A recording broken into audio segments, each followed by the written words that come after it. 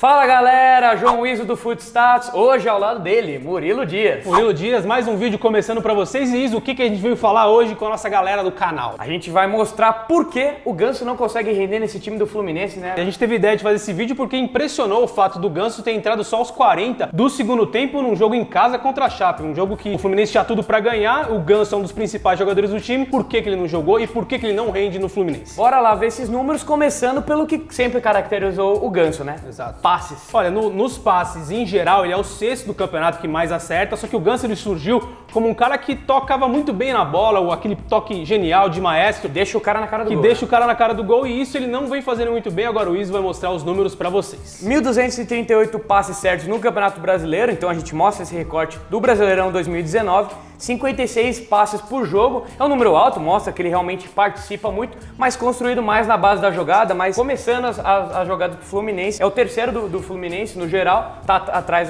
inclusive do Alan, que é o primeiro volante, um dos caras que mais passa no Brasileiro, mas participa bastante o Ganso. Mas e quando chega na hora para dar aquele último passe, como o Marcão pediu, hein, Murilo? Aí ele tá falhando, porque tá ruim, né? Exato. Porque o Marcão, como você tá vendo aqui nessa arte, ele falou, deixa eu até pegar a aspa exatinha. Você vai pegar o Ganso é um ótimo jogador e uma ótima pessoa. Ele entrou para dar aquele último passe, aquele passe que precisávamos para furar as linhas. Recuamos um pouco, aí começa a falar de Nenê e tudo mais. Mas ele falou do Ganso e o Ganso não fez o que o técnico queria. E jogou apenas 9 minutos, né? Difícil conseguir uma magia tão grande para dar aquele último passe em apenas 9 minutos. 34 passes para finalização, 1,5 por jogo, né? Um número lá muito grande, que chama muita atenção. Nem é o primeiro do Fluminense, né? Tem outros jogadores que têm conseguido mostrar isso melhor, mas também fazendo uma meia-culpa, o Ganso tem tentado fazer a sua parte, tem mais do que 30 finalizações, e ele e o Casares Passe para finalização, né? Isso, ele e o Casares são os únicos jogadores do Campeonato Brasileiro que deram mais do que 30 passes para finalização e não deram nenhuma assistência para gol, né? Então também tem a consistência dos jogadores do Fluminense que não tem conseguido converter muita chance. Isso resulta, né, nesse número que a gente apresentou agora. Nenhuma assistência em 22 jogos, A culpa não é só do Ganso. Ele pode não estar jogando o seu melhor futebol, aquele futebol de Santos. Vistoso.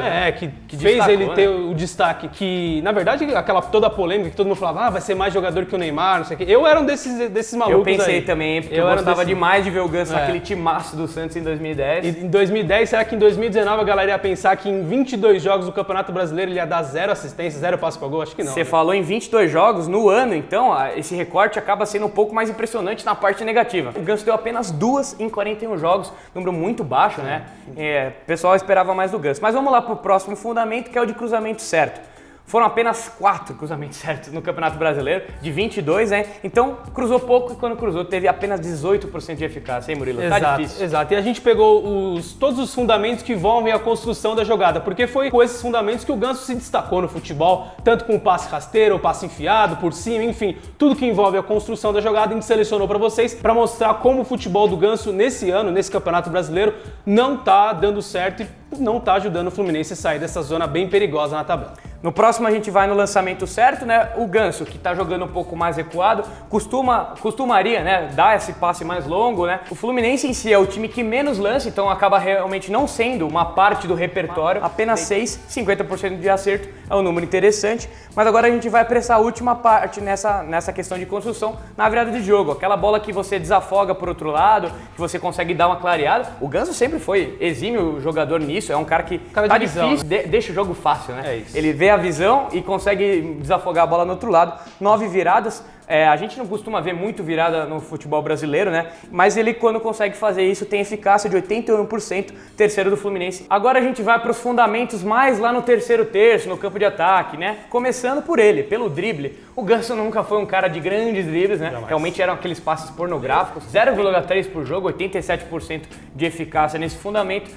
Não é muito a praia do Ganso dar um drible, né? E a gente consegue ver isso nos números. Não é e nunca foi. Assim como a velocidade não são características fortes do futebol do Ganso, e só para efeito de comparação, o Diego Alves, goleiro do Flamengo, tem 4 dribles certos no Campeonato Brasileiro, o Ganso só 7, ou seja, mais da metade, um goleiro comparado com camisa 10, algo de errado não está certo. Agora partindo para as finalizações certas, 10 no Campeonato Brasileiro, 0,5 por jogo, então ele precisa de 2 jogos para conseguir acertar uma finalização, e quando ele acerta não vai muito bem também, né? 69% de erro, 31% de acerto, a pontaria do Ganso, não tem conseguido se destacar tanto nas finalizações. E esse número baixo reflete no número de gols do Ganso no Brasileirão, né, Iso? Apenas 2, sendo que um foi de um pênalti que ele bateu contra o Chapecoense e outro gol de fora da área, frente ao Corinthians, né, que ele até agradeceu o Cássio, né, indiretamente ou diretamente, depende do seu ponto de vista, mas falou que se não fosse pelo Cássio, não teria conseguido fazer o gol contra o Corinthians, que foi um jogo lá no Mané Garrincha. É isso.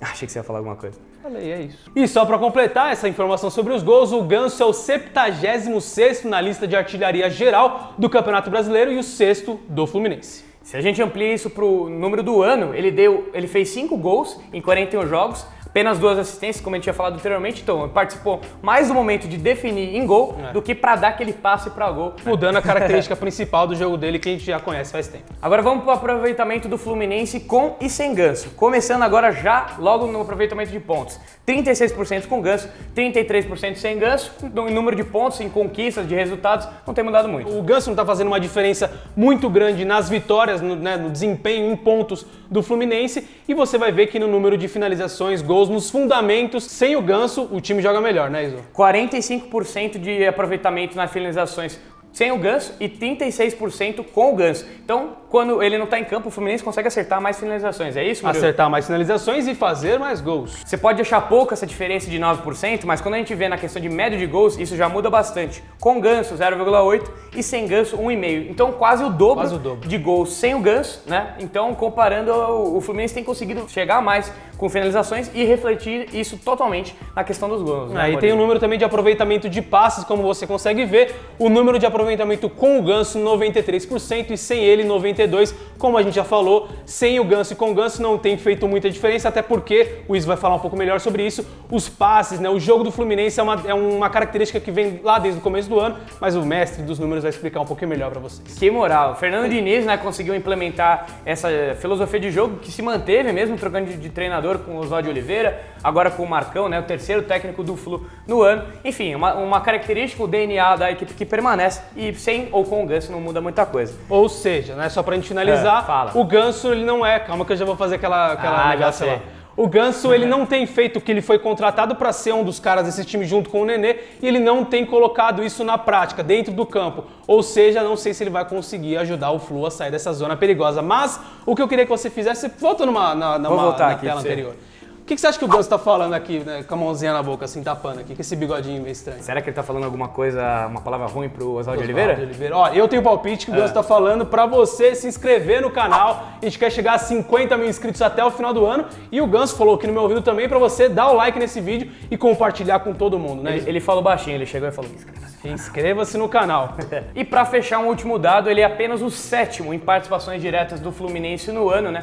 Conseguiu dar 7 participações diretas em 41 jogos, não conseguiu participar muito dos gols da equipe do Fluminense, que fez mais de 80 gols no ano, então uma parcela baixa de aproveitamento, né, em questão de gols efetivamente. É o Ganso que tá tendo um ano difícil, o Fluminense também, 16º no campeonato. Olha, eu acho que o Fluminense só vai ficar na Série A se melhorar o seu desempenho, assim como eu falei, se o Ganso também melhorar o seu desempenho, porque tem muito time lutando para subir na tabela, o Ceará, o CSA, o Cruzeiro, então é bom o Flu ficar ligado, porque senão vai passar por uma fase bem difícil.